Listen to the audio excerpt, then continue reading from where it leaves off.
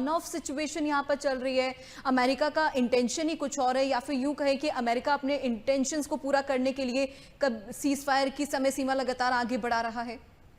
देखिए, आपने बहुत बेहतरीन सवाल पूछा। अमेरिका का इंटेंशन कभी भी सीज फायर, कभी भी नेगोशिएशन नहीं था। जी। ट्रंप व्यापारी है। ट्रंप कहता है जी मुझे आप इतना मेरे टेबल पे रख दो, अगर आप इतना उसके टेबल पे रख दो, एक ही जगह 100 रख दो, शायद वो डील कर ले, नहीं तो नहीं करेगा। अब अगर हम देखें दीपाली जी, जो पीछे हुआ क्या हुआ, हथियार ही तो इकट्ठे हुए।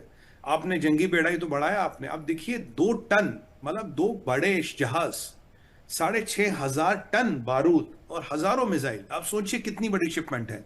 जब ये जाएगी, ये युद्ध के लिए जाएगी, तो अमेरिका क्या कर रहा था? अमेरिका नेगोशिएशन में देख रहा था, मेरे हाथ अगर बटेर लग गया, सोने का बटेर, तो शायद मैं नेगोशिएशन कर लूं, नहीं तो मैं युद्ध की तैयारी तो कर रहा हूं, जी। मैं असला तो ला ही रहा हूं। ऐसा नहीं कि ईरान तैयारी नहीं करा, ईरान भी तैयारी करा। ईरान ने भी लगभग अपना 50% आर्सेनल खड़ा कर दिया। पर अगर आप ओवरऑल देखें, अमेरिका और इसराइल के सामने उनका मुकाबला नहीं है।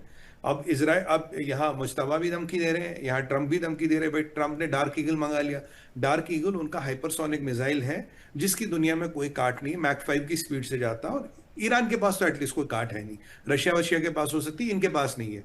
अब यहाँ मुश्तबा खमेनी कह रहे कि भाई, अब की बार हम वो मिसाइलें चलाएंगे जिससे अमेरिका के जहाज डूबेंगे और उनके सेलर मरेंगे। पर अमेरिका का जहाज और सेलर मारना, ये एक बहुत बड़ा युद्ध का, मतलब एक बहुत बड़ा एस्केलेशन माना जाएगा, जी। जिसका अमेरिका किसी भी हद तक जाके कर सकता है, मतलब ना जवाब दे सकता। पर अगर मैं वाहिदी की बात सुनूं, वाहिदी है आईआरजीसी का कमांडर, जो मिलिट्री मैन है, उसने कहा भाई ये आखिरी लड़ाई है, इसके बाद ईरान कोई लड़ाई नहीं लड़ेगा, ये जंग करबला है, आखिरी लड़ाई है, आर्या पार की लड़ाई है। अगर हम यहां हार गए, हम नहीं लड़ेंगे, अगर जीत गए तो यहां जीतेंगे। तो आप समझ के चलिए दीपाली जी, जी। ईरान अपनी पूरी ताकत लगाएगा जो भी उसके पास है, चाहे वो Y2 मिसाइल है, चाहे वो हाइपरसोनिक मिसाइल है चाइना की दी हुई, चाहे वो डर्टी बॉम्ब है, या और कुछ भी है।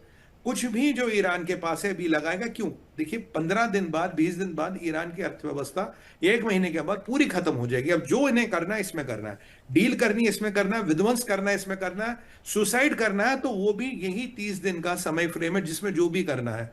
और जो मैं अमेरिका की तैयारी देख रहा हूं, और यहां हम देख रहे हैं, आपने बहुत सही कहा कि भाई पीस प्रपोजल तो हमें कहीं दिख भी नहीं रहा, तो युद्ध के ही बादल गहरे मंडराते नजर आ रहे। अमेरिका का इरादा कभी भी कॉम्प्रोमाइज करने का नहीं। ट्रंप कॉम्प्रोमाइज में विश्वास ही नहीं करता। वो बस ये एक ड्रामा कर रहा था कि भाई टाइम खींचना है और टाइम ले लेते हैं, हम अपनी तैयारी कर लेते हैं। आप देखिए ना, इन सब चीजों की, ट्रंप का स्टेटमेंट, इसराइल का स्टेटमेंट, पीट हेग्सेथ का स्टेटमेंट, सब 24 घंटे के अंतराल में आता है।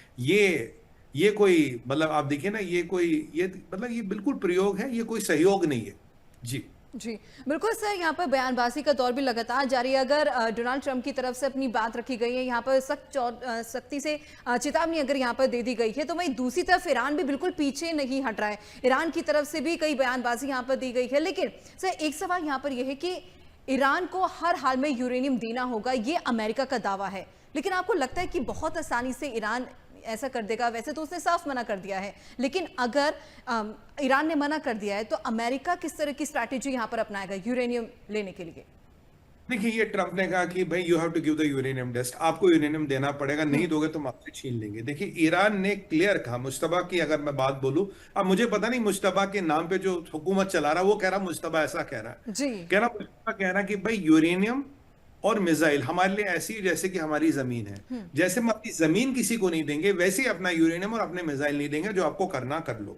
अब ट्रंप ने कहा, जो पहले देखिए, अब जो ईरान का प्रपोजल आया था उसमें 3rd फेज में यूरेनियम था, वो भी था कि हम एनरिच करेंगे, अब का ज्यादा हमें कुछ नहीं बोलेंगे। अब जब ये मुश्तबा का स्टेटमेंट, तो ट्रंप का पलट स्टेटमेंट आता है, पलटवार आ गया, हम हिंदी में बोले तो आता है, भाई यूरेनियम तो देना पड़ेगा, इसके बिना बात नहीं बनेगी, तुम नहीं दोगे तो हम छीनेंगे। अब देखिए, जब छीनने की बात आ रही, तो छीना तो युद्ध से ही जा सकता हो, तो कुछ है नहीं। बिल्कुल। क्या ये आसान होगा? नहीं, बिल्कुल ये आसान नहीं है। क्या ये खतरनाक है? बिल्कुल खतरनाक है। क्या इसमें रेडिएशन लीक का खतरा? बिल्कुल रेडिएशन लीक का इसमें खतरा। और जिस फॉर्म में वो यूरेनियम है, वो हाईली वोलेटाइल है, वो हाईली डेंजरस है। अब तो आपके पास फिर विकल्प एक ही रहेगा, जो मेरा दिल कहता, जो मेरा दिमाग कहता, आप जाके साइट को कंटेमिनेट कर दो, यानी कि साइट को ऐसा, मतलब बर्बाद कर दो कि वहां कोई जा ना पाए, और वो पूरा यूरेनियम और वो पूरा इंफ्रास्ट्रक्चर खत्म हो जाएगा। पर ईरान भी पलटवार करेगा। क्यों? 50 साल से मैं बम बना रहा हूं, सही या गलत है, जो भी इनका रिलीजियस फतूर है उसको अलग रखा जाए, तो 50 साल से मैं बम बनाने की कोशिश कर रहा हूं, आपने मेरे पूरे प्रोजेक्ट को जीरो कर दिया, तो साहब मैं भी तो पूरी कोशिश लगाऊंगा ना, क्योंकि उसके बाद मेरी रेजिम और मेरी लेजिटिमेसी बिल्कुल खत्म हो जाएगी। यानी कि देखिए, अगर आप हर चीज को देखें तो ये जी। ना धीरे धीरे धीरे युद्ध की तरफ चीजें बढ़ती नजर आ रही। मामला ठंडा या मामला स्टैटिक भी नहीं है। तो मान लीजिए भाई यहाँ है, अब हम देख रहे हैं धीरे धीरे धीरे धीरे ऐसे जा रहा है, ऊपर जा रहा है। तो यहाँ रेटोरिक बढ़ रहा है, यहाँ खतरा बढ़ रहा है। और आईई का चीफ ऑलरेडी कह चुका है कि अगर मेरे इतिहास में, मेरे टेन्योर में, मैंने दुनिया को इतनी जल्दी इतना ज्यादा न्यूक्लियर युद्ध की तरफ जाते हुए नहीं देखा। और अगर इस पे भी हम एक और बंदे का नाम ले लूं मैं, दिमित्री मिडॉफ। दिमित्री मिडॉफ कौन है? ये पुतिन का माउथ पीस है। आप मान लीजिए जैसे लिंडसी ग्राम ट्रंप का माउथ पीस है, वैसे पुतिन का माउथ पीस है। इसने भी कहा कि भाई एक न्यूक्लियर होलोकॉस्ट होने की पूरी पूरी संभावना है, हम यही चाहते कि अवॉइड हो, पर देखिए क्या होता है। मतलब आईए भी यही कह रहा है, रशियंस भी यही कह रहे हैं। मतलब चीजें एस्केलेट हो रही, दीपाली जी, चीजें ठंडी नहीं हो रही, चीजें स्थिर भी नहीं है, मतलब तापमान बढ़ रहा है।